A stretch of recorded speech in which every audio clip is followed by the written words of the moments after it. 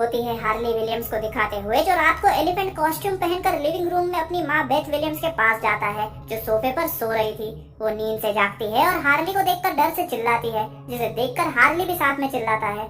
Beth lights on करती है, जहाँ हार्ली अपना मास्क उतारता है।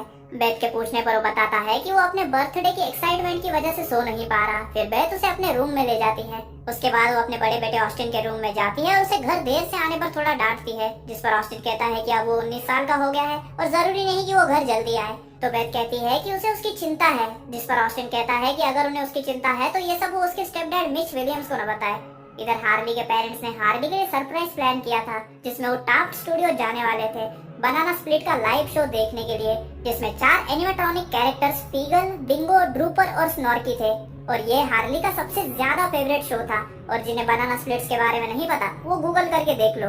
अगली सुबह बेथ को कॉल पर पता चलता है कि डंकन, जो कि हार्ली का फ्रेंड था, उसकी तबीयत खराब होने के कारण वो स्टूडियो नहीं आ पाएगा। ये बात वो मिच को बताती है, तो वो किसी और को इनवाइट करने के लिए कहता है, लेकिन कोई भी उस शो में इंटरेस्टेड नहीं था। ये सुनकर मिच शो को बकवास बोलता है। फिर बेथ कैसे भी करके हार्ली के क्लासमेट जोई को इनवाइट कर लेती है। नेक्स्ट सीन में हम ऑस्टिन को मिच के ड्रॉवर से पैसे चुराते हुए देखते हैं। तभी उधर मिच आ जाता है और चोरी छुपाने के लिए ऑस्टिन अपना एक मोजा दिखा के कहता है कि वो अपना एक मोजा ढूंढ रहा है। इसके बाद हम देखते हैं कि ऑस्टिन हार्ली को एक जादू की छड़ी गिफ्ट करता है, जिससे वो खुश हो जाता है। पर जब उसके पेरेंट्स बताते हैं कि वो बनाना स्प्लिट का लाइव शो देखने जा रहे हैं, तो वो और भी खुश हो जाता है। फिर वो टाप स्टूडियो जाते हैं, जहाँ बहुत फैंस शो का इंतजार कर रहे थे, जिनमें हमें कि यंग कपल टैड और पॉपी, उसके बाद एक मिडिल एज आदमी जोनाथन और उसकी बेटी पार्कर, जो कि एक परफॉर्मर बनना चाहती थी, उनको देखते हैं। फिर पेज, जो कि शो की होस्ट थी, और उसके असिस्टेंट डग आकर सबके मोबाइल अपने पास जमा करवा लेते हैं, क्योंकि अंदर मोबाइल अलाउड नहीं था। तभी हार्ली की नजर बनाना स्प्लिट के ग्रुप पर जाती है, जो गाड़ी से वहाँ पर आ रहे थे। हार्ली खुशी से उनके सामने जाता है और लगभग वो गाड़ी उसे उड़ा नहीं वाली थी, लेकिन एंड टाइम पर वो कैरेक्टर्स गाड़ी को रोक लेते हैं। जब पेज ऑस्टिन के पास मोबाइल लेने जाती है, तो ऑस्टिन पेज का नंबर मांगता है, लेकिन पेज इंटरेस्टेड नहीं थी, जिस वजह से ऑस्टिन उससे माफी भी मांगता है। फिर यहाँ जब शो रेडी हो रहा था, एंडी, जो स्टूडियो का नया वाइस प्रेसिडेंट था, वो रेबेका, जो कि शो की प्रोड्यूसर थी, उससे कहता है कि ये बनाना स्प्लिट शो से उनके 1 डजन बनाना खरीदने तक के पैसे नहीं निकल रहे, क्योंकि ये शो एकदम बकवास और पुराना है और ये आखिरी शो होगा। फिर सब ऑडियंस के अपने सीट पर बैठने बाद पेज आकर बताती है कि जिसके टिकट के पीछे स्टार होगा, वो शो के बाद बनाना स्प्लिट ग्रुप से मिल सकते हैं, और स्टीवी से भी, जो कि शो का पार्ट है।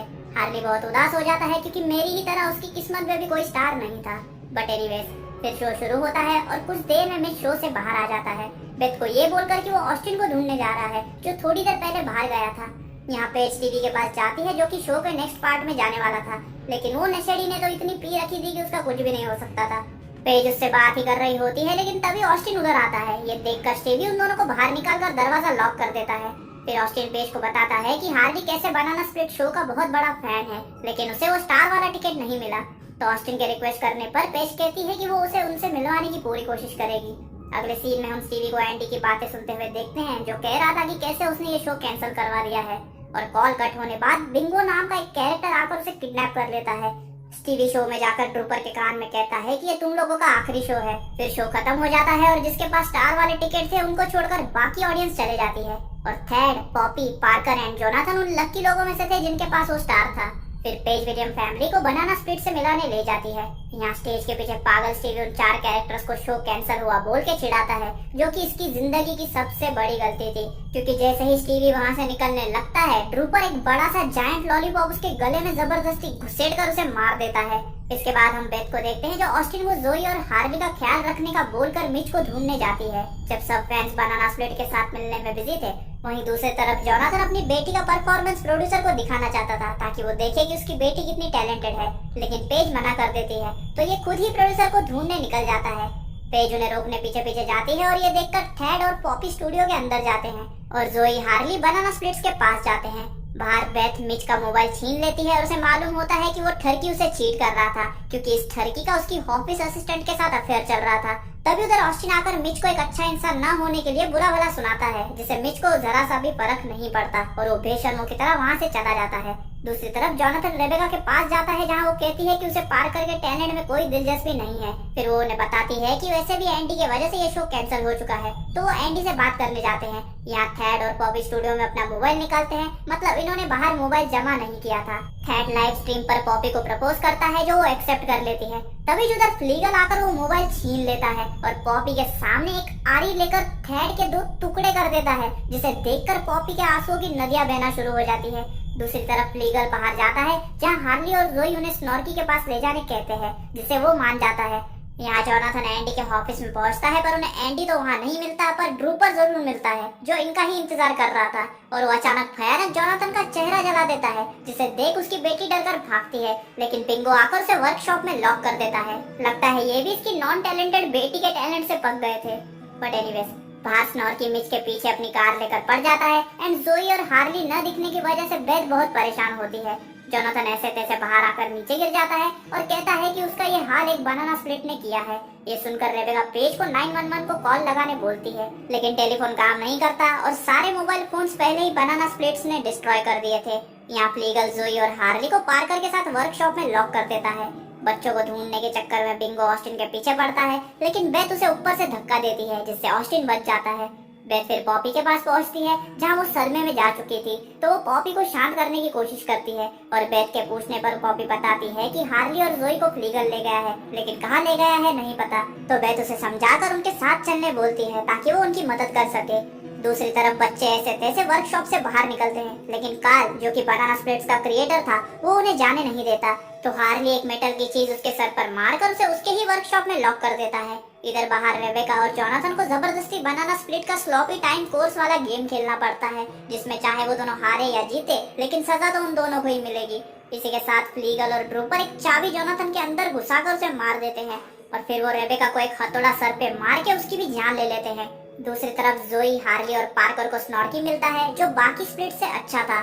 वो इससे मदद मांगते हैं जिसके लिए वो मान जाता है और हार्ली का हाथ पकड़कर उन्हें साथ ले जाता है। फिर हम बेथ, पेज, ऑस्टिन और पॉपी को देखते हैं जो कार्ल के पास जाकर बनाना स्प्लिट्स को रोकने का तरीका पूछते हैं। कार्ल कहता है कि इन्हें रोका नहीं जा सकता क्योंकि शो को किसी भी हालत में चलाते रहना इनकी प्रोग्रामिंग में है और शो का चलना जरूरी है। ये सुनकर सब बच्चों को ढूंढने चले जाते हैं, लेकिन पॉपी उधर ही पड़ा एक मास्क पहनती है जो कि 5th बनाना स्प्लिट हूटी के लिए कार्ल क्रिएट कर रहा था। वो पहनने के बाद पता नहीं इसको क्या होता है और वो कार्ल की ही जान ले लेती है। यहाँ बाकी पट्टन जब सारे बच्चों को ढूंढ रहे होते हैं तभी उन्हें एक रूम में सारे ऑडियंस की डेड बॉडीज मिलती है, जिसे देखकर इनके होश उड़ जाते हैं।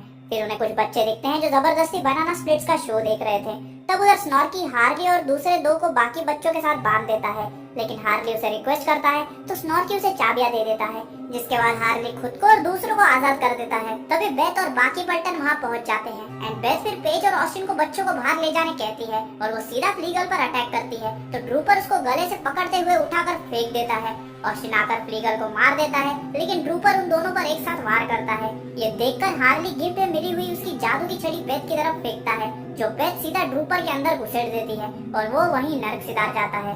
फिर जब बेथ, ऑस्टिन और हार्ली स्टूडियो के बाहर निकल रहे थे, वो बिंगो और स्नॉर्की को लड़ते हुए देखते हैं और वो दोनों कैरेक्टर्स एक दूसरे को ही मार देते हैं। पर जब स्नॉर्की अपनी आखिरी सांसें ले रहा होता है तब हार्ली स्नॉर्की के पास आकर बोलता है कि सारे बनाना स्प्लिट ग्रुप में स्नॉर्की उसका सबसे फेवरेट है और हमेशा रहेगा। फिर वो बाहर आ जाते हैं जहाँ पुलिस और इमरजेंसी वर्कर्स थे और अब फिर एक बार ऑस्टिन पेज से उसका नंबर मांगता है तो वो उसे सीधा किस कर लेती है। उधर मिच आकर बेथ से कहता है कि कैसे उसका एक्सीडेंट हुआ और उसे रियलाइज हुआ कि वो उससे बहुत प्यार करता है, बट बेथ उसे एक जोर का पंच मार के उससे डिवोर्स मांगती है।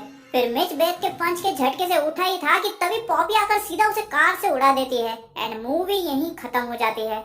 अब बात करते हैं इस मूवी के थ्योरी के बारे में। दरअसल कार्ल जिसने बनाना स्प्लिट को बनाया था, उसने बनाते वक्त उन्हें ऐसे प्रोग्राम किया था जिससे वो हमेशा शो को परफॉर्म करते रहे, चाहे कुछ भी हो। और अगर बनाना स्प्लिट को बताया गया कि उनका शो कैंसिल हो चुका है तो वो लोग बच्चों के माँ बाप को मार के जबरदस्ती उनके बच्चों को कैदी बना के रखेंगे और उनके सामने अपना शो परफॉर्म करते रहेंगे। एक्चुअली उन्हें सिर्फ कंटिन्यूअसली शो परफॉर्म करने के लिए प्रोग्राम किया गया था, पर शायद बनाना स्प्लिट ने इसका कुछ अलग ही मतलब निकाल लिया। ये सेम उसी तरह है जैसे अवेंजर्स एज ऑफ अल्ट्रॉन में टोनी ने अल्ट्रॉन को दुनिया की शांति और सुरक्षा के लिए प्रोग्राम किया था, पर अल्ट्रॉन ने भी उसका अलग मतलब निकाल लिया था और वो अवेंजर्स का ही दुश्मन बन गया। इसलिए बनाना स्प्लिट रुकने वाले नहीं थे और उनके खूनी खेल को रोकने का यही तरीका था कि उन्हें मार दो, नहीं तो वो बाकियों को मार देंगे। पर हमने देखा कि स्नॉर्की बाकी बनाना स्प्लिट से थोड़ा अच्छा था, इसलिए उसने हार्ली और जोई की मदद की। लगता है उसके सिस्टम में बाकी बनाना स्प्लिट की तरह सड़ा हुआ बनाना नहीं था।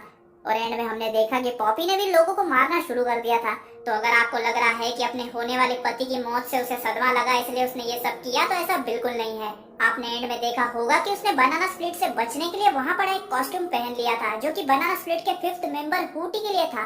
और जाहिर सी बात है उसे भी बाकी बनाना स्प्लिट की तरह ही प्रोग्राम किया गया होगा, जिस वजह से जैसे ही उसने वो कॉस्ट्यूम पहना वो उसके कंट्रोल में आ गई और लोगों को मारने लगी। और अब जब तक कोई उसके ऊपर से वो कॉस्ट्यूम या हेलमेट नहीं निकालेगा, वो तब तक उसी के कंट्रोल में रहेगी। एंड इसी के साथ ये था मेरा द बनाना स्प्लिट मूवी का complete explanation with theories and details. और अगर वीडियो पसंद आया हो तो प्लीज वीडियो को एक लाइक कर दो। आपको एक्सप्लेनेशन कैसा लगा मुझे कमेंट सेक्शन में बताओ। इस वीडियो को अपने कार्टून दोस्तों के साथ, आई मीन कार्टून लवर दोस्तों के साथ शेयर करो। एंड अगर चैनल पर नए हो तो चैनल को सब्सक्राइब करके बेल नोटिफिकेशन ऑन कर लो, क्योंकि सिर्फ